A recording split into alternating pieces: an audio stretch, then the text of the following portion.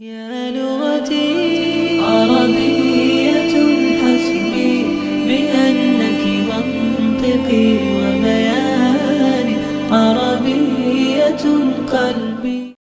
Say you cannot say cannot to anything. It's possible that you and I can become potatoes. Hold on. Let me see.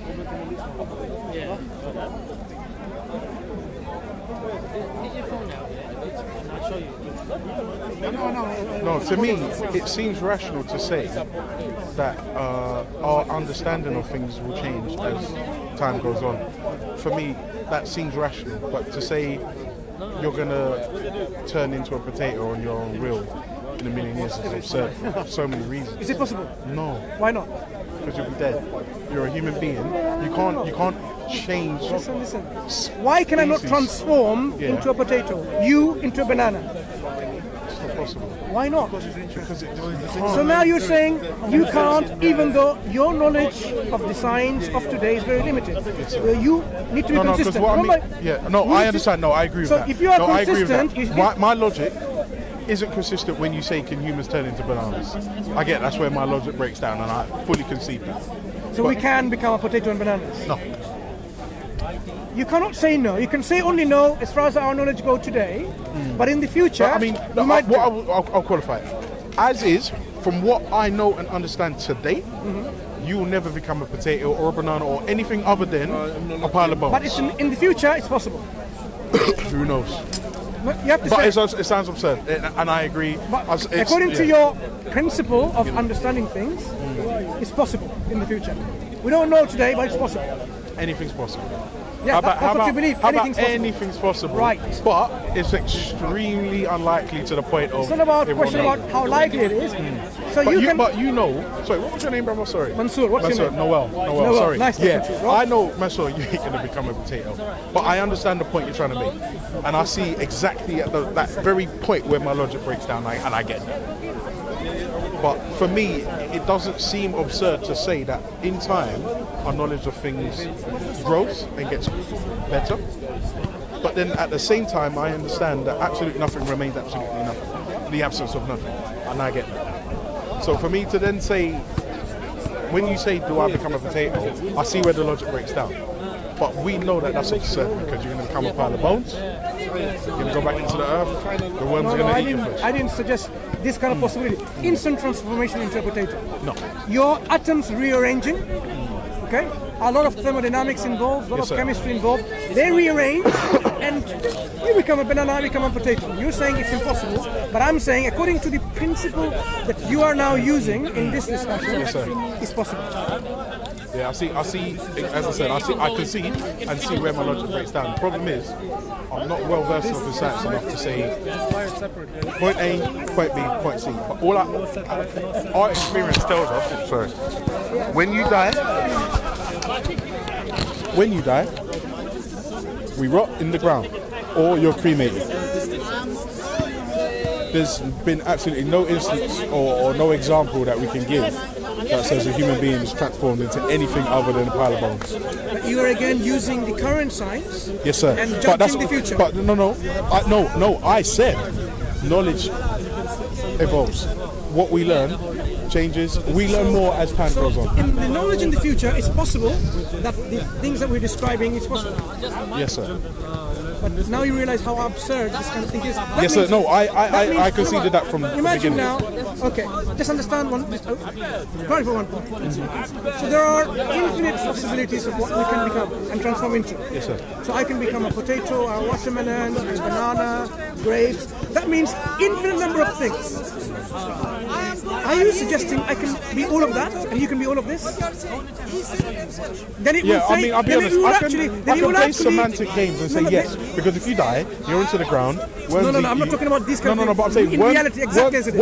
Worms eat you. No, not that. Use the same worms to feed. I'm saying instant transformation into as we know, current science just outright flattens that. So once you have a principle where, yes, it's possible in the future that I can become a potato, you can become a banana, and so on, that means I said, what about me becoming an orange? And you say, me becoming an avocado. And you say, yes. That means in the future, everyone has possibility of becoming everything else at any one time. But even how absurd you won't be. Yeah, I said, no, at any and I one agree. point, you I can't agree. have that. No, So all of this tells you, look, at one point we have to say, look, these things are irrational to even to accept. We cannot accept that just because there is such a thing called probabilities and likelihood and possibilities. Even in mathematics, there is a number of what is possible. Okay, probability. We don't say it's probable. Say like 10 to the power minus 50. That's probably a figure. Statistician. I don't know, right? I'm not a mathematician. Yeah. We have to be real. So real means, given that the knowledge that we have today, we understand quite clearly something cannot come out of nothingness. So from our perspective today, there has been Something that's always something been. always. Whether this universe has been always, or the one that originated this universe has always been there always. It makes more sense to believe the originator has been there always, who is the uncaused cause. Because if it was the universe, you would say, who caused the universe, and who caused the universe, who caused the universe, and eventually come to a point, you have to come to a point where this cause is uncaused. I understand that. But again, I told you from the beginning, I struggle with that concept because an uncaused cause is the only way you can get out of. That's the only rational concept. No, uncaused Whether you something struggle from with nothing it, is the same. no. They're just as absurd. Let me give you an example. Go on. If you're in a boat called the Titanic, remember Titanic that sank, right? And you're saying, no, I'm not in the boat. I'm not gonna die. I'm gonna live. The boat is sinking. Water is up to your neck. No. You can deny and you can be struggling. Look, you are so rich. Because that's why you ended up in the Titanic. You are so rich, you're so happy, luxury life, you came to the Titanic. At that point, it is very hard and you will struggle to accept the reality, which is you are sinking. You are sinking. The fact that we exist and there has to be something always, we may struggle, but that's the reality. We might want to say, no, it's not true. It's not true. No, it's not at no point. I've never said it's not true. No, I'm saying we might struggle to accept it. How can it be? How can it be? But the reality is, this is how it is. We are in this Titanic of this world. And the fact is, there has to be always something which is uncaused. We can struggle, your mind will be blind, like how can I accept that? But that is where we as Muslims, we say we surrender to this uncaused cause because, as finite human beings, we know this is where it goes. We know that this is the case.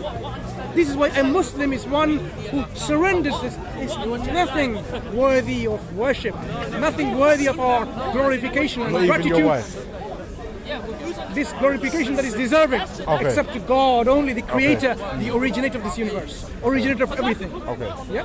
So that's why when the Quran says, look, he is the one, al-awwal, the first, and he's the last, the akhir, meaning there's nothing before him, there's nothing after him. And God describes badi'us samawati wal ard. He is the originator of everything.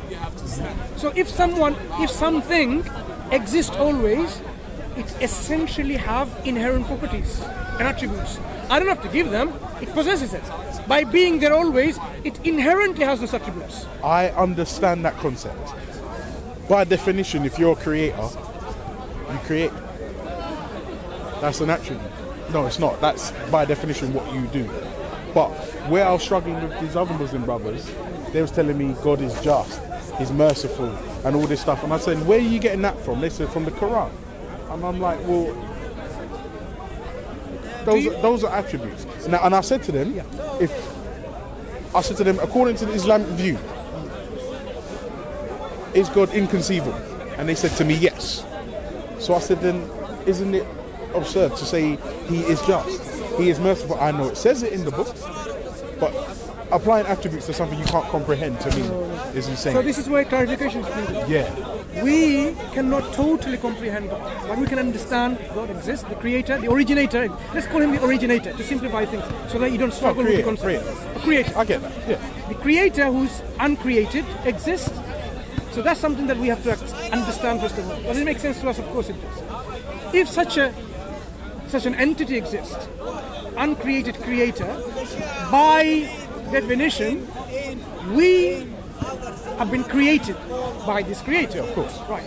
So we cannot know the attributes of this creator because we Agreed. are finite, limited, dependent. And that was my point. Now, the only way we can know is what? When this creator informs us about its attributes. Now that's where we're gonna have a problem. Right. Because before you came, the Christian told me you was wrong.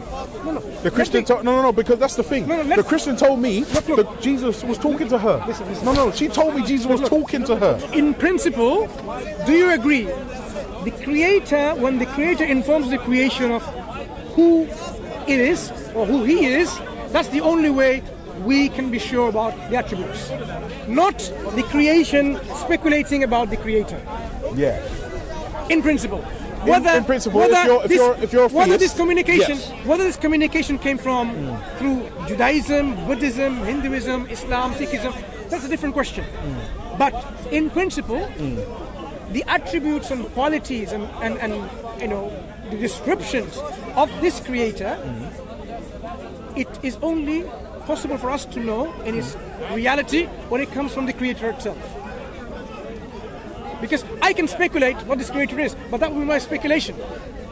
Of course. And as my speculation could be an error. Yeah, that's right? true. Error. Yeah, that's but true. when the creator communicates and informs us, then we know that this is what it is, because that's what it's describing. For example, you are a person, maybe people don't know you, right? But you became famous for whatever reason, but they haven't seen your face. No, fame's overrated. But when you explain, look, I am this, I am about 5.5 foot tall, I'm this built, then people start building up the knowledge about you, because you told them now who you are. So when we're talking about the creator, when the creator informs us that he is the absolute, the perfect being who is hearing and seeing, then we know that this is his attributes. Yeah? So that's how the Quran describes. The Quran informs us about his attributes. So now if you bring all the religions So in the you say, world... when you say the Quran informs you of his attributes, you're saying the stories in the Quran, you come to because of the actions taken by God in the Quran, you're concluding that because God does A, he is No, A. not like that. No, is that It's what? totally different. The Quran is such a book of guidance that you'll be amazed when you read it. Have you read it? Yeah. No, sir. Right. When you read it, you'll be amazed. It describes who he is. It describes his actions, but it describes... when you say that, do for you mean example, it he says, says, God, I am green, or I like gold? For example, or, I am God, the first and the last. Right. I am God, before me there was no one else. I am the one who creates, I am the creator. I am the one who forgives. I am the one who is just. This relational attributes. I am the one who loves, or I am the one who is loving one. I am the one who is the most kind. So God relates to us the relational attributes and tells us who he is. Okay. So he also shows in action how he is. He demonstrates his justice, his mercy, that he is the creator and so on. Okay. So he tells us who he is and who he is not. That's the difference. So when we examine different revelation, claims of revelation, different books or scriptures or sacred books, you can examine what it describes who this creator is. So if a book describes this creator is someone who puts his son on guard on front of the door to guard his wife, he's going somewhere and says, let no one pass this. And his son didn't listen, and he came back and he became very angry. He chopped the head of his son, and then he realized his mistake, my son, and he looked around and he found an elephant, chopped the head of the elephant and put the elephant's head on his son, and that became Ganesh, god of the Hindus, right? The god of economics. You as a rational human being will say, that doesn't describe to me the eternal, perfect creator, originator of the universe. one. Because this eternal creator, he has a son, and he doesn't know whether his son's going to look after him, and then he... What is all this? What is all this? He has a wife? Does it all make sense? Because this uncaused cause can only be one absolute entity, one. There cannot be more than one. Okay. There cannot be more than one. Okay. So when it describes more than one, you know it doesn't make any sense. Okay. I know you know already, but just to illustrate your point, to make my point clearer, suppose now there are two absolute beings. One of them says, I want Noel to spin around 100 miles per hour on this spot. And you keep spinning because he's the absolute. But there's another absolute creator, originator. He says, now, I want you to be static like that and speaking to me. He's able to do that because he's all powerful by absolute by definition. What's going to happen to you? Are you going to keep on spinning? Are you going to be static and speaking to me? No, I think at that point, possibilities, right? Either none of these things happen would mean none of them are absolute. They failed miserably to do what they were intended to do. They didn't have the power to do that. Or you cease to exist. Then none of them. If they are ultimate, if you cease to exist, none of them are absolute, because they wanted you to spin without being non-existent, or be totally static without spinning. If you are static and you kept talking to me, at least from these two absolute entities, the one who wanted you to be static demonstrated his absolute power, okay, but the other one failed miserably, and vice versa. Yeah, I hear what you're saying. You cannot have more than one absolute. That's why polytheism is not rational. So when Polytheism is lovely. Not rational. No, it's lovely. It could be because lovely. they got many gods, and they all do different things. Look. That's all. It's delegation. Look. When you have many gods, Yeah. are they absolute? If they're absolute, imagine now, absolute means what? Absolute knowledge. Yeah. No. If one of I hear them- what you're saying, but I'm saying, for instance, like the ancient Greeks had God of the sea, God of the sky, blah blah blah. They could be absolute in their particular field. And they're not absolute altogether. When you're absolute, you're not saying, oh, by the way, I don't know what's happening there. There's another God. Let me think. What is he thinking? Does he know what is he thinking? The other God? That's what you're saying. If you're all knowledgeable, you should find out. Can you destroy the other God? Say, okay, I want to totally be destroyed. Can he destroy the other God? That depends. If that's one of his attributes, then yes. If that's what the God Does he of have the the power? sea can do. Does he have the power? If that's what the God of the sea Does he can have do, the power? I wouldn't know. Because we're There you talking go. about things that don't So an exist. absolute being has absolute power. That's by definition, you're perfect in your attributes. Because you didn't come into existence, you have this inherent attributes. So when this universe is here, it demonstrates this absolute entity is a possessor of power. Yeah, I hear what you're saying. So his power will be unbound, unlimited, absolute. I understand. Yeah. So polytheism, from that sense, is not rational. I understand why you're saying that. Because you're obviously a monotheist, and that's fine. For a reason, because it doesn't make any sense to believe in polytheism. Because polytheism, No, but for them it does. no, it's not about them. It's about you are a rational human being. As a rational human being, that's the can thing. you believe in that? Not all the time rationale should trump everything. Oh, Sometimes then just this is where- relax. then this is where Wait. interpretation. Sometimes, but sometimes just relax. In reality, Yeah, but no, sometimes. if we suspend our rationality, then you can believe in anything. You can talk about anything. Alright, for instance, some guy just walks out and punches you in the face right now. Naturally.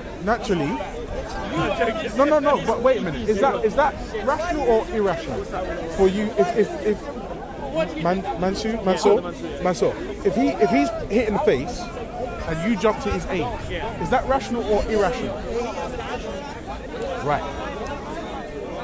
So it's irrational for you to stand back and let him deal with it himself? No, it depends on my relationship to him. No, but what I mean is, you're saying it's rational for you to jump to his aid.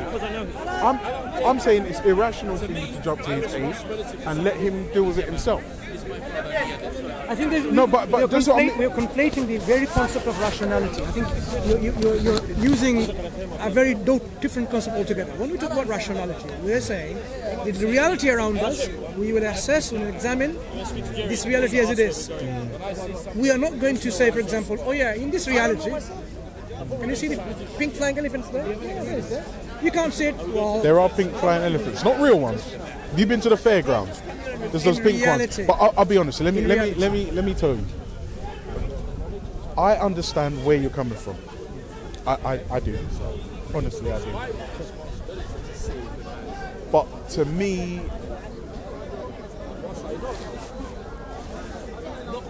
I don't know. And also,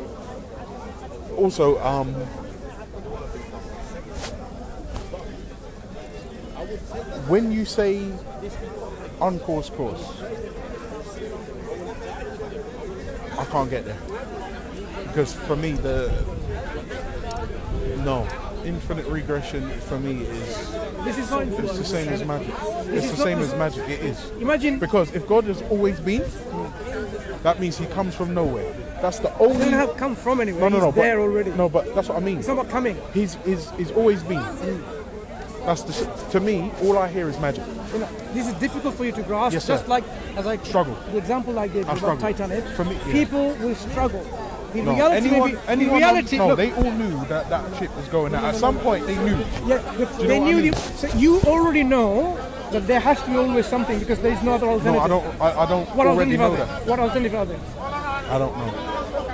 But You know, that's the as thing. a rational human being, Yeah. you know this is No, the as a only rational human being, rational. as a rational human being, it would be wrong for me to say yes, man. So you know what? Actually, you're right. The reason why it would be wrong for me to say that is because I've spoken to Jews, guys from Kemet, Christians, those. Oh wow. Those wow. See now, for me, they're irrational. They're emotional. Yeah. Now for me, I'm like, well, no, for me it's magic. Uncaused cause When you always say- been for when you- me. When you say magic, it's you know magic. what do you mean by magic? Like smoke and mirrors, fairy dust, Nope, none of and that. all this stuff. None of that. But that for me, that's what in my limited thinking, and I'll be honest, I can see that's what it is. That's what Well, I I hear. would not say this is infinite magic. I would say, look, the reality, for example, you know, some people might say, look, that tree doesn't exist. You might say that, right? That's it. Which tree? That- That one. No, that one. That one there. You might say it doesn't exist, Yeah. but the reality is, independent of you making that statement, the tree exists. That's the reality we're talking about. Agreed. So you might struggle yourself, Agreed. look, Agreed. I don't accept that. No, but don't forget what you said isn't true because other religious faiths will tell you that you're wrong. So whether it's your again, your reality or not. No. Yeah. The reality is, in any religion you go to, they cannot say there wasn't always something. Because the other option is there wasn't always something means there's nothing. So you have two camps. One camp is there's absolute nothingness, another camp is absolute feeling something it. always. I'm feeling it. So we can see that camp which is absolute nothingness, Yes. we have to reject it. Yeah. But is it right to call that thing then God? No. That thing that always exists, that's why I'm saying we have to say this thing which is uncaused cause is the originator of the thing that followed. That's what I said earlier on. Let's The make it something. uncaused cause is the originator. Is the entity that brought about us now. See, when you say us, do you mean the species? No. This reality. Oh, everything. Because that uncaused cause, the first cause, was the cause of us being here. Yeah, but who caused the cause? It's uncaused. Who caused the first cause? There is no it's first uncaused. cause. No, there is. They cannot have another cause. Exactly, and that's the problem. Because because look, you're saying, all right, for Look, instance, I just want to make your one point. parents Right? came together. They No, made you. one moment. That's the cause of No, you. wait. Yes or no? Excuse me, no. I want to make one point. Go. In any field of knowledge, there is a limit to the level of explanation. Agreed. At what point do you say, what's the explanation for that? For example, in forensic science, even in science, you say the water boils because of the Bunsen burner heating up the water. Okay, you can go on through that. But what's causing the Bunsen burner to heat it up? The chemical reaction. What's causing the... You can go I see what you're ad saying. infinitum. No, I But hear you what will you're have saying. to accept that there is a cause that is actually making the water to boil. How far that cause is, a cause exists. Okay, You no, cannot I'm with then you. say, I'm with you. I'm with oh, you. the cause goes on and there is this. No, Likewise- No, you can, but it's an insatiable waste of time and Yeah. it's impossible. So but, you have to but admit at the there is a same cause, time, there's some but at the cause. same time, I'm still not willing to just concede that. We have to leave it It's there. gone. You have to Yeah. think about it a bit more because you are a very intelligent person and you Well, understand well, already. No. I don't know. From the what, the But that's a discussion that nice we have, compliment. Thank you. That's yeah. nice. So ponder a bit more on this. Yeah, I will. And open To up be honest the with Quran. you, Open if up the I'm- Quran, Yeah. which you haven't read. You will see the Quran actually speaks to you and answers those questions rationally, reasonably, that you and your heart and your mind can be content with. I'll be honest with you, Br-Mansur, let me be real with you. The chances of me opening the Quran is nil. Let me tell you why. No. Let me tell you why. I don't need religion. Any religion. Do you need answers? No. about this course? No. Why we are here? No. So you are quite happy when you die and that's it? Yep. What if you found out there was something else awaiting for you and a purpose which you didn't fulfill? I'm fucked. Well, that's your choice. No, but that's real. No, that's your choice. But No? that's real, isn't it? Yeah, but that's your But choice, right? Yes, sir. Right. Yes, so, sir. So, if this is your choice, this is Because all up don't to you. forget, if I die, The Quran, when we read the Quran, Yes, it sir. gives us certainty and tranquility in our hearts about why we're here, what we're doing here, what's going to happen after our death, and is it life eternal afterwards or not. Okay. So we have certainty, Yeah. and that certainty gives us tranquility in our hearts in this life as well as what we have in the hereafter. I'm okay with uncertainty. That's up to you. I really am. Take care. Listen, you look after yourself. All right. يا لغتي عربية حسبي بأنك منطقي وبياني عربية قلبي